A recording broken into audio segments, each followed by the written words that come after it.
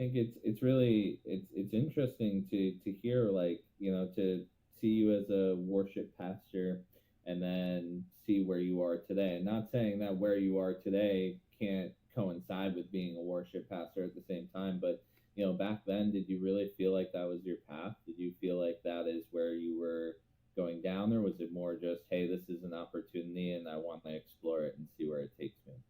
Maybe those two things are the same, right? I don't know. I think I felt that the environment I was in was probably where I would be for a long time. I don't know that I really thought it would change. Mm-hmm. I was looking for more opportunities, even to do more stuff like that. Mm-hmm. I am not today connected to the faith community.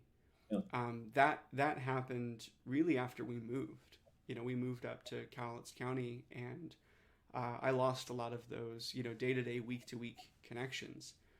As we talked about last time, a lot of my path has been figuring out that I take on ideas that are not necessarily my own.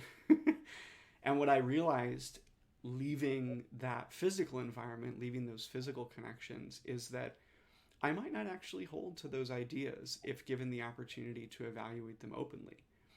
In a community, I think it's very easy to go along with what other people say and think. And it's especially hard to challenge those ideas when you're in a space with other people.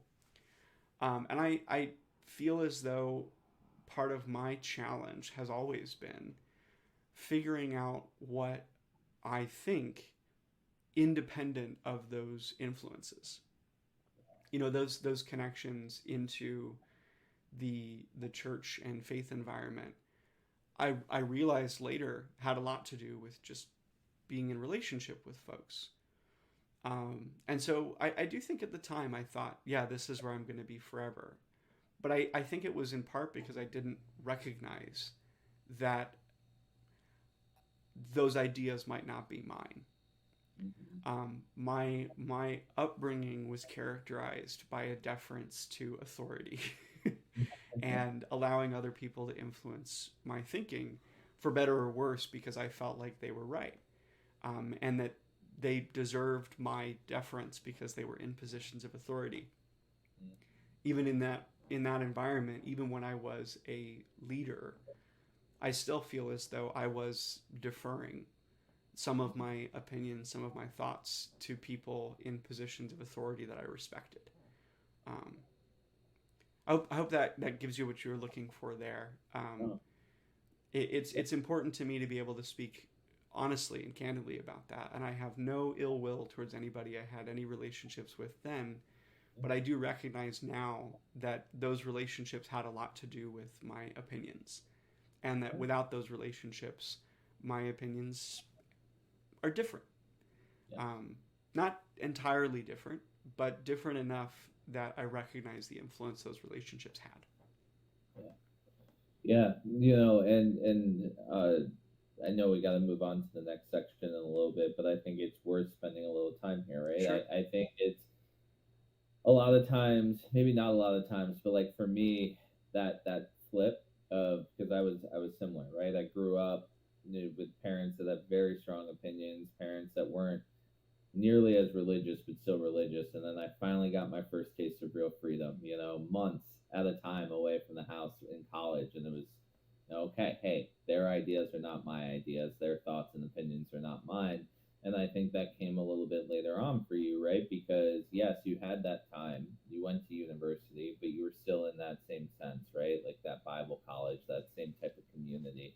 And I agree. It's like it's very very hard to think outside of the box, to be cliche, when everybody around you is so dead set on being in the center of that box, right? Not that it's a bad thing, right? But I think for you, you've really been able to grow and understand, and I love that. And I think it's a big part of Yeah.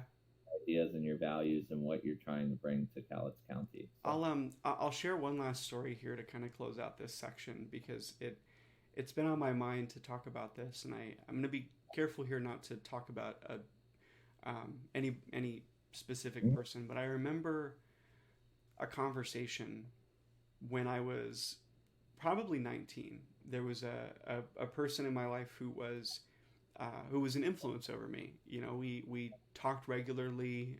We would drive to and from places together. And I remember in a conversation us talking about faith.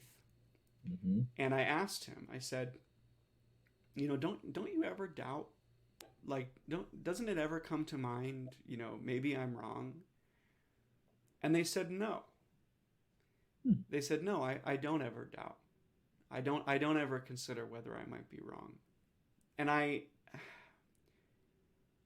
don't think that was on its own the like switch flip.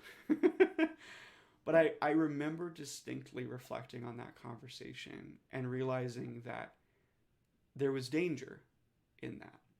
That there is a danger in not considering the possibility that you might be wrong.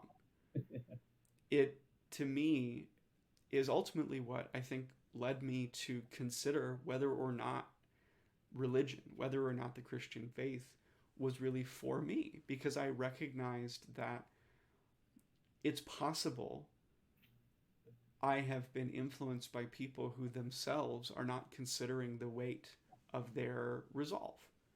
Yeah. That's I think kind of heavy, but I think it characterizes a lot of what ultimately led me to I'll say step away, not disconnect, not you know, alienate, but ultimately what led me to consider that this might not be where I want to be, and these influences might not be the ones that I wanted. So just wanted to share that. I'll close this out here and tee us up for the next one. Okay. Yeah. Thanks, Thanks. Joe.